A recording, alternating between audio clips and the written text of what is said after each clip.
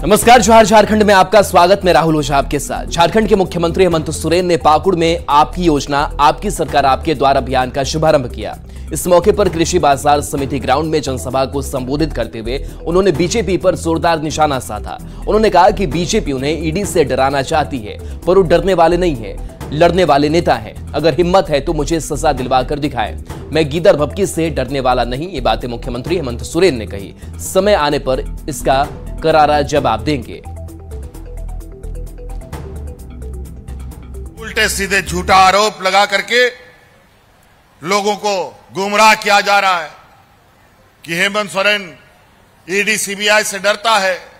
अरे भाई, अगर गलत किया है तो हमको बांध करके ले जाओ ना, फांसी पे चढ़ा दो। कौन मना किया है? जरा बांध के दिखाओ, सजा दे के दिखाओ। तुम लोगों की गीदड़ भभकी हम लोगों ने सदियों से सुना है, हमारे पूर्वजों ने सुना है और हम सुन रहे हैं। ये कोई नई बात नहीं है। आप लोगों से भी निपटना हमें आता है। समय आने दीजिए, इसका जवाब सरकार भी देगी और इस राज्य की 3.25 करोड़ जनता भी देगी। 23 साल बुजुर्गों को आप लोगों ने रुलाया है। 23 साल इस राज्य के विधवाओं को रुलाया है। 23 साल इस राज्य के विकलांगों को रुलाया है। गरीबों का शोषण किया है।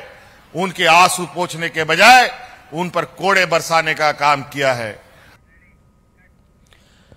आपकी योजना आपकी सरकार आपके द्वार कार्यक्रम पर बीजेपी के विधायक सवाल उठा रहे हैं। इस पर जेएमएम ने पलटवार किया। साथ ही कहा कि अब तक इस कार्यक्रम से करीब 88 लाख लोग लाभ उठा चुके हैं। पार्टी प्रवक्ता ने विपक्ष के विधायकों को जनता के बीच जाकर योजना का लाभ दिलाने की पहल करने की नसीहत भी दी।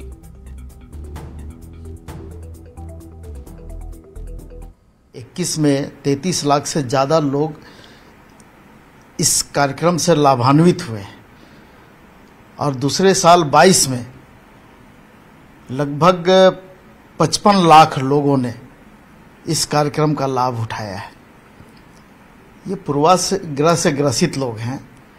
इस कार्यक्रम में राजनीति न करके अपना समय अपने क्षेत्र में, अपने पंचायत में, अपने गांव में लोगों को सहयोग करने में दे तो ज़्यादा बेहतर होगा, न कि सरकार के और सरकार के आंकड़ों पर ये उंगली उठाएं।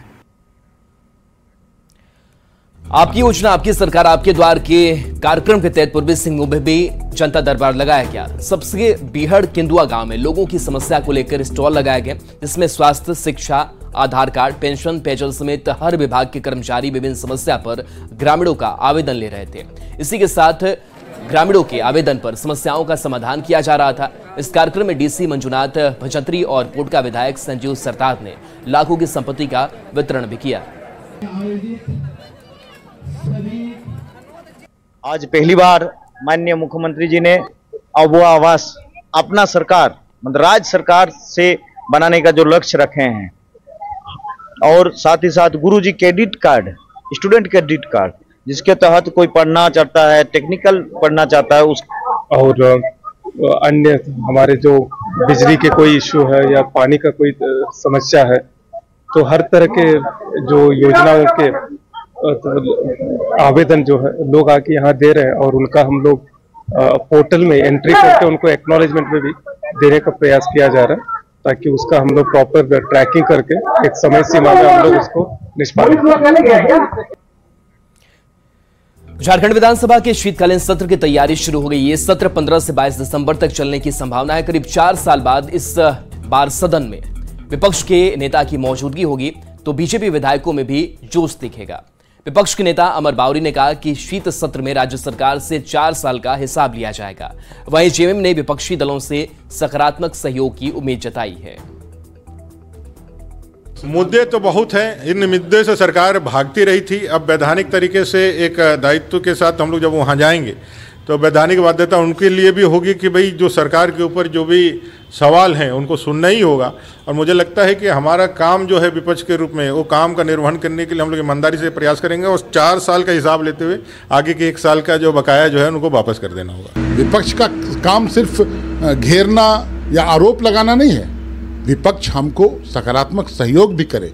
कई एक ऐसे विषय हैं जो झारखंड विधानसभा से पारित होकर हम लोगों ने भेजा है केंद्र की सरकार को, हम उम्मीद करेंगे, नेता प्रतिपक्ष से ये उम्मीद करेंगे कि इन विषयों को वो हमारे साथ मिलकर उठाएं, केंद्र की सरकार से वो भी गुहार लगाएं, हमारा 1,38,000 करोड़ रुपए का बकाया दिलवाने में मदद करें, सरना धर्मकोड पर कोई निर्णय हो। रामगढ़ के राजवल्लभ +2 हाई स्कूल में छात्राओं से छेड़छाड़ का मामला तूल पकड़ते जा रहा है। झारखंड प्रदेश कांग्रेस के कार्यकारी अध्यक्ष शहजादा अनवर ने घटना की निंदा करते हुए दोषियों के खिलाफ पुलिस से कड़ी कार्रवाई करने की मांग की है।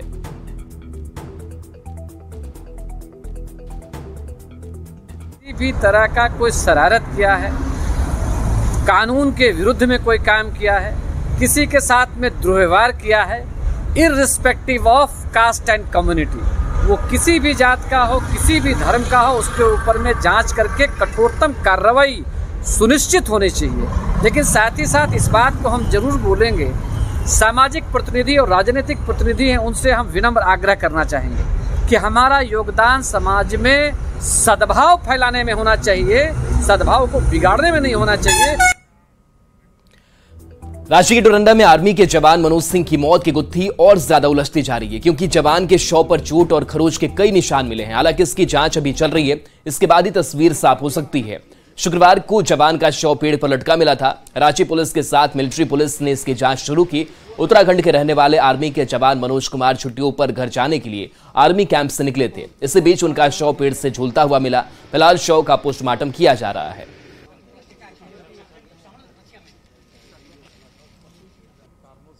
ये ट्रेन में नहीं बैठे या ट्रेन से नहीं गए हैं, और ये जो है ये घटना जो है स्टेशन से 1 किलोमीटर के दूर में जाकर के ये हुआ है। अभी हम लोगों ने इसकी अंत्य परीक्षण इनका करवाया है। अंत्य परीक्षण अप्राप्त है। प्राप्त होने को उपरांत हम लोग ये किसी डिसीजन पे पहुंच पाएंगे कि क्या ये हत्या है या आत्महत्या है। हम लोग दोनों बिंदुओं पे हम लोग इसका अनुसंधान कर रहे हैं, और सभी विधिक जो तकनीकी पहलू है उस पर भी हम लोग काम कर रहे हैं। एक बार जब कार्य संपन्न होगा तभी बता पाएंगे कि इसकी पूरी खुलासा हम लोग कर पाएंगे। इसमें गहराई से रांची पुलिस के द्वारा कार्य किया जा रहा है। धनबाद के राधा स्वामी आउटसोर्सिंग खनन साइट पर चल रहे अवैध खदान में ओबी के नीचे दबने से वीणा देवी नामक महिला की मौत हो गई। घटना के बाद परिजन महिला का शव लेकर भाग गए। थोड़ी देर बाद वो वापस शव के साथ लौटे और आउटसोर्सिंग स्थल पर हंगामा मचाने लगे। इस घटना को लेकर तेतुलमारी के ग्रामीणों में काफी नाराजगी दिख रही है। मृतक के परिजनों ने मुआवजा और नौकरी देने की मांग की है। जमीन है यहाँ पर, लेकिन हम लोग का कुछ भी मुआवजा नहीं दिया है और यहाँ खाद खोल के बैठ गया है। हम लोग अगर एक टोकरी कोयला लेने आएंगे तो हम लोग के लिए यहाँ तोड़ फोड़ और जान चल जाएगा हम लोग के लिए। हम लोग नौकरी मांग रहे हैं, नौकरी चाहिए हम लोग को। इसके गैस, इसका बेटा है, छोटा छोटा बच्चा क्या करके खाएगा जी। उसी से दबा गया तो यहाँ का मुखिया को बोले हम लोग कि कौन महिला है, हम पहचान नहीं सके तो निकाल दीजिए। चुनने तो चुनने के लिए उसी को बोले तो ही गड़िया जेसीबी बुला के यहाँ पर गाड़ी चल रहा था और बहुत सारा महिला चुन रहा था, हम भी चुन रहे थे, तो उठा के उसको निकाल दिया। उसके बाद हम लोग को बोला कि तुम ले जाओ अपना घर, तो हम लोग क्या करेंगे।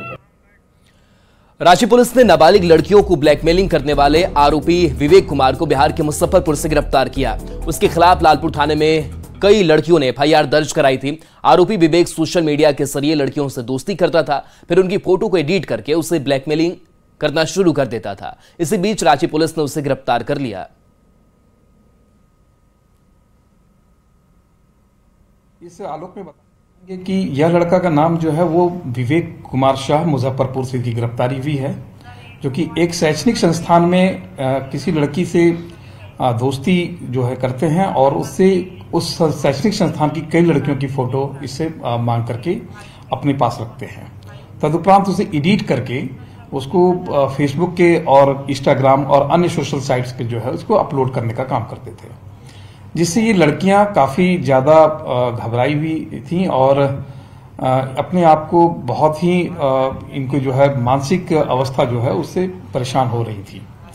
इस आलोक में रांची पुलिस सभी टीनेजर्स और सभी लड़कियों से एक बिल्कुल उनसे एक सलाह के रूप में और एक अवेयरनेस के रूप में इसका एक प्रचार करना चाहते हैं कि जब भी कभी किसी सोशल साइट्स पे यदि कोई अननोन पर्सन के द्वारा आपको यदि फ्रेंड रिक्वेस्ट आता है तो आप बगैर उन्हें जाने, बगैर पहचाने ऐसे व्यक्तियों से सोशल साइट्स पे आप उनसे दोस्ती ना करें।